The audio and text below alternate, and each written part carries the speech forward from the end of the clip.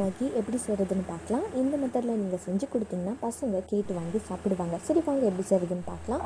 ஒரு பாத்திரத்தில் எண்ணெய் ஊற்றி காஞ்சதும் கடுகு போட்டுடலாம். கடுகு வெடிஞ்சதும் வெங்காயத்தை போட்டு நல்லா வதக்கிடலாம். அடுத்து அரை தக்காளியை பொடிசாக நறுக்கி இதில் சேர்த்துக்கலாம். தக்காளி வெந்ததும் உப்பு, மிளகாய் தூள், சிக்கன் மசாலா சேர்த்து நல்லா கலந்து விட்டுடலாம். அடுத்து மேகி மசாலாவையும் இதோடு சேர்த்து நல்லா கலந்து விட்டுடலாம். மசாலா பச்சை வாசனை போனதும் ஒரு டம்ளர் தண்ணி ஊற்றி கொதிக்க வச்சுக்கலாம். தண்ணி நல்லா கொதித்ததும் மேகியை இதில் சேர்த்துக்கலாம். அவ்வளோதாங்க, 2 மினிட்ஸில் இந்த மேகி ரெடி ஆகிடுச்சு. இந்த மாதிரி முறையில் நீங்கள் செஞ்சு கொடுத்தீங்கன்னா குழந்தைங்க கேட்டு வாங்கி சாப்பிடுவாங்க.